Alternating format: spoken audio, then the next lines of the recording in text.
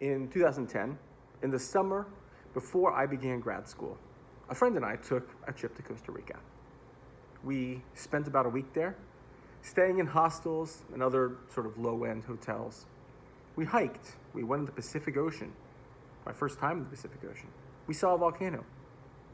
We'd spent a while planning this trip, so we had our itinerary pretty well constructed by the time we left.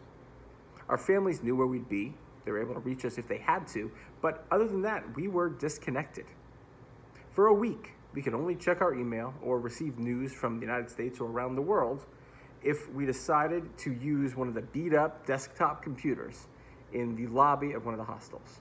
And as far as I know, that week that I spent in Costa Rica with my friend, this was the last time that I was not permanently reachable. And it was awesome. On that trip, I was really able to focus on experiencing all the things that, let's be honest, I'm not likely to replicate anytime soon. I was able to dial in on what was important. I mention this because this week we read Parashat Kedoshim, which continues the list of moral instructions that we began last week. There's a lot in this week's Parashat to like. There's prohibitions against being a biased witness. There's instructions to leave fallen fruits in the fields for the poor and the stranger. But I want to focus on two lesser-known verses. Verses that perhaps don't receive the same sort of discussion as some of the others. Leviticus chapter 19, verses 5 and 6, they say that if you offer a sacrifice of well-being to Hashem, it must be eaten either that day or the next.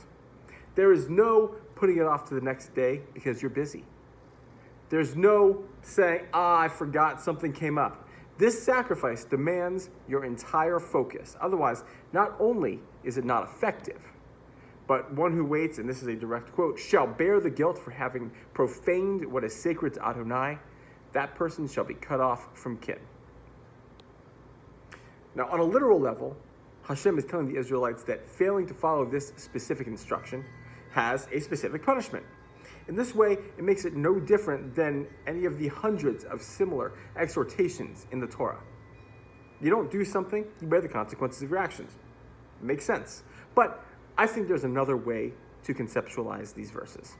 I think a better way of learning from this parasha is to take to heart the idea that what is important in your life deserves your complete, immediate attention. If what you're doing is worth doing, it warrants doing with your full effort. As an example, I know we have all, at one time or another, gotten a text and for whatever reason, decided to respond to it later. An hour passes, and then another. Then it's too late in the evening to respond, and all of a sudden, you've left your friend hanging. It's not through malice or anything nefarious, but it is still overwhelmingly apparent to your friend that responding just wasn't a priority. Now, how do we combat this inevitable fact of human nature?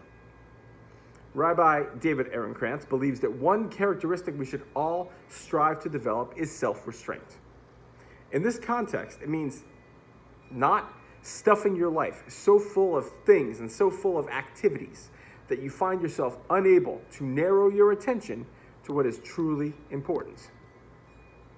And what I find beautiful and what I think is the overarching lesson to learn this week is that this can apply to any of us equally without referring to the same important things.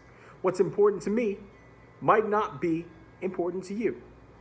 And for that matter, what's important to me today might not be important to me tomorrow. We all know that as life progresses day to day, and we find ourselves in new situations with new people, they replace what had once previously held that spot. Something new is important. It's the same concept as in the movie Inside Out, when Bing Bong sacrifices himself to help Riley regain her true personality.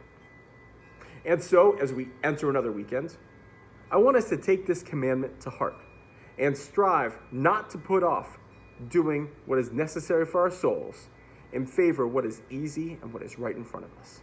Shabbat Shalom.